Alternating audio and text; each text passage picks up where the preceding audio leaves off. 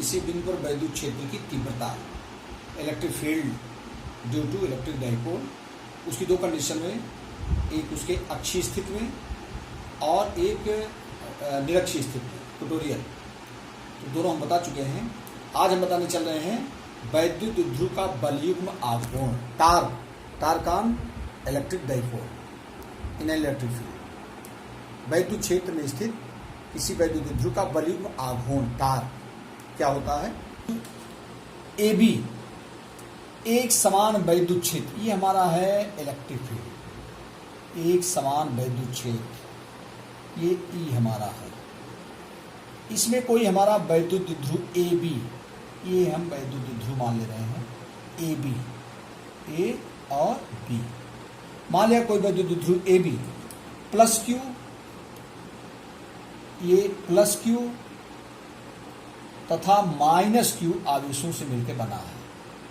मान लिया कोई वैद्युत ध्रुव ए बी प्लस क्यू तथा माइनस क्यू आवेशों से मिलकर बना है, जिनके बीच की दूरी 2l है, इनके बीच की दूरी 2l है, ए बी पूरा। यह वैद्युत ध्रुव एक समान वैद्युत क्षेत्र ई में वैद्युत क्षेत्र की दिशा से थीटा कोण पर स्थापित है। मान लिया कोई वैद्युत ध्रुव ए बी जो प्लस क्यू तथा माइनस क्यू आवेशों से मिलकर बना है, और यह वैद्युत ध्रुव एक समान वैद्युत क्षेत्र ई में वैद्युत क्षेत्र की दिशा से थीटा कोण पर स्थित है। अब इस पर जरा ध्यान दीजिए, जब यह वैद्युत ध्रुव इस वैद्युत क्षेत्र ई में है, यहां पर आवेश क्यू है, तो यहां पर एक फोर्स काम करेगा प्लस क्यू ई। ये प्लस क्यू आवेश के कारण, वैद्युत क्षेत्र ई के कारण इस प्लस क्यू आवेश पर जो फोर्स काम करेगा प्लस क्यू ई, और ये हमारा हो जाएगा इधर जो फोर्स काम करेगा अपोजिट डायरेक्शन में, चूंकि माइनस क्यू आवेश है, ये भी काम करेगा क्यू ई। ये क्यू ई कैसे हुआ? ई इज इक्वल टू वैद्युत क्षेत्र ई इज इक्वल टू होता है, साठों को देखो ई इज इक्वल टू पढ़ाया गया है, E is equal to F upon Q, इसलिए एफ इज इक्वल टू कितना हो जाएगा, इसका cross multiply F is equal to Q E. तो इस इलेक्ट्रिक फील्ड में अगर कोई चार्ज है तो उस पर लगने वाला force F is equal to आता है क्यू ई। तो इसमें जो हमारा एफ ए होगा, इस ए पॉइंट पर F A is equal to Q E and F B is equal to minus Q E. F B है हमारा, बी पॉइंट पर जो फोर्स काम कर रहा है माइनस क्यू चार्ज पर, ये हो जाएगा हमारा माइनस क्यू ई। और ए पॉइंट पर फोर्स काम करेगा प्लस क्यू ई और बी पर काम करेगा माइनस क्यू ई। ये हमारा होगा, चूंकि माइनस चार्ज के कारण है ये, इसको जरा ध्यान दीजिए। अब ये हमारा जो इलेक्ट्रिक डाइपोल है, इस इलेक्ट्रिक फील्ड से कितने एंगल पर रखा है? थीटा पर।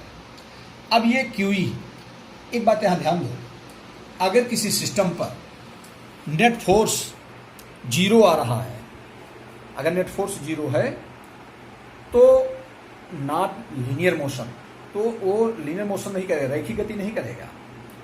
और अगर वही दो फोर्स इक्वल और अपोजिट डायरेक्शन में अगर ये काम कर रहे हैं तो इसको रोटेट करते हैं, जिसी को हम टार्क कहते हैं। टार्क को कहते हैं बलयुग्म। तो जब किसी पॉइंट पर, जब किसी बॉडी पर दो फोर्स इक्वल और अपोजिट डायरेक्शन में काम करते हैं, इक्वल और अपोजिट डायरेक्शन में काम करते हैं, तो उस बॉडी को रोटेट करने की टेंडेंसी रखते हैं, और बॉडी जो है रोटेशनल मोशन करती है, और उस फोर्स बोलते हैं बलयुग्म। और ये बलयुग्म जो है, इस जो हमारा इलेक्ट्रिक डाइपोल है, इसको घुमाने की टेंडेंसी रखेगा, इसी को हम टार्क कहते हैं।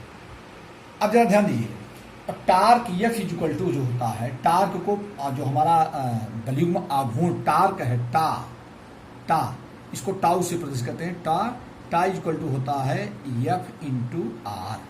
What is F? एफ यही है क्यू ई।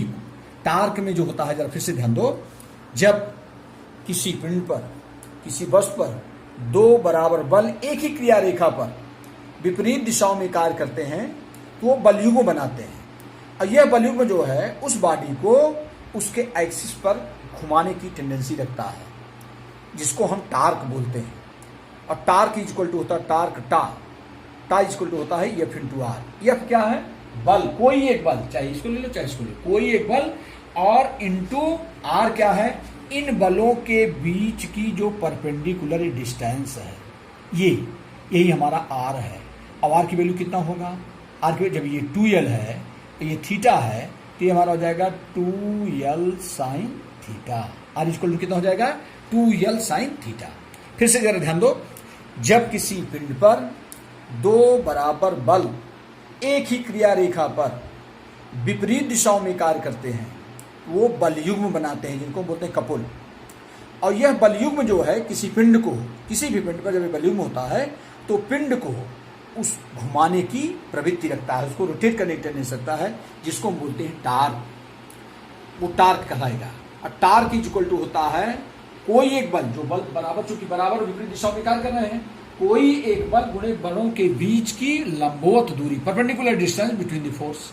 ये परपेंडिकुलर, जैसे ये फोर्स ये है F1, एफ ए हमारा, ये फोर्स हमारा है एफ बी, एफ ए और एफ बी के बीच एफ ए हमारा इस डायरेक्शन काम कर रहा है और एफ बी हमारा इस डायरेक्शन काम कर रहा है।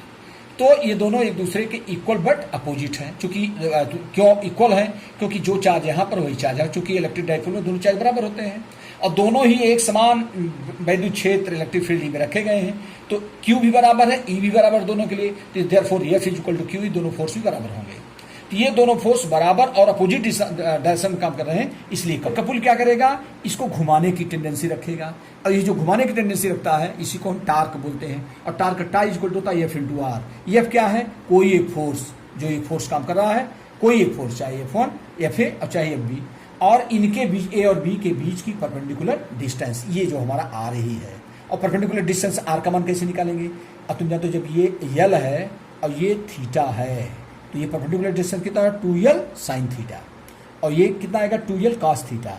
हमेशा जो है परपेंडिकुलर होता है साइन के रूप में, और हॉरिजॉन्टल जो होता है कास के रूप में। तो 2l साइन थीटा और ये हो जाएगा 2l cos थीटा। लेकिन हमको इसकी जरूरत केवल आर के, 2l साइन थीटा। अब ये हमारा हो जाएगा टा इज इक्वल टू, ध्यान दो, एफ हो गया QE इंटू आर का मान हो जाएगा 2l साइन थीटा।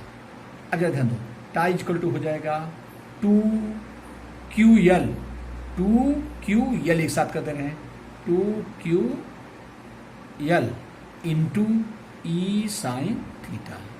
हमने 2QL एक साथ कर दिया, 2QL into E sine theta. और 2QL इक्वल टू क्या होता है? चूंकि 2QL इक्वल टू होता है P के, वही वैद्युत ध्रुव आघूर्ण। 2QL इक्वल टू होता है P के, वैद्युत ध्रुव आघूर्ण। इसको बोलते हैं वैद्युत ध्रुव आघूर्ण। यही हमारा है। इसलिए देयरफॉर टा इक्वल टू हो जाएगा P, अब इसके साथ P रख देंगे, PE sine theta, PE sine theta. ये हमारा टार्क टा इक्वल टू कितना हो गया? PE sine theta. अब इसमें जरा ध्यान दीजिए, अगर ये theta equal to 90 degree, if theta is equal to 90 degree, अब जरा ध्यान दो, तो टाम एक्स के लिए, फार टाम एक्स, या ये इस टा के लिख देंगे फार टाम एक्स, इसके अधिकतम मान के लिए। अब इसकी वैल्यू, जो टा की वैल्यू को डिपेंड करेगी इस थीटा की वैल्यू पर, और थीटा का मैक्सिमम मान किस एंगल पर होता है? 90 पर। तो वही लिख देंगे for tau max theta is equal to 90 degree. Therefore tau max equal to कितना हो जाएगा? टाम एक्स इक्वल टू आ जाएगा PE। क्यों? क्योंकि साइन 90 की वैल्यू 1 होता है। टाम एक्स इक्वल टू PE। और अगर यही, इसका मतलब कि अगर ये हमारा इलेक्ट्रिक डाइपोल इस इलेक्ट्रिक फील्ड के परपेंडिकुलर होगा तो उस पर टार्क मैक्सिमम कार्य करेगा, और टाम एक्स इक्वल टू होता है PE। और इसी के बाद अगर मान लीजिए यही थीटा जीरो हो जाए, जीरो कब होगा? जब ये हमारा इलेक्ट्रिक डाइपोल इस इलेक्ट्रिक फील्ड के पैरेलल हो जाएगा, एकदम पैरेलल ऐसे रख दिया जाएगा, तो ये थीटा इक्वल टू जीरो। तो ये हो जाएगा टा इक्वल टू फार टा इक्वल टू जीरो, फार टा इक्वल टू जीरो, या कह सकते हो minimum tau equal to zero, theta equal to 0 degree, theta equal to 0 degree. तो टा जीरो कब होगा? अगर थीटा जीरो हो जाएगा तो sine zero equal to zero, sine zero equal to zero, therefore tau equal to zero. तो इसका मतलब कि अगर इलेक्ट्रिक डाइपोल इस इलेक्ट्रिक फील्ड के पैरेलल होगा तो उस पर लगे हमारा जो टार्क होगा वो जीरो आएगा। और अगर 90 पर होगा, बिल्कुल परपेंडिकुलर होगा इलेक्ट्रिक फील्ड के, तो टार्क का मान मैक्सिमम आएगा। ये है टॉमैक्स। टा इक्वल टू होता है PE sine theta, tau max equal to PE। तो इस प्रकार से ये तुम्हारा है वैद्युत द्विध्रुव का वॉल्यूम आघूर्ण। Thank you.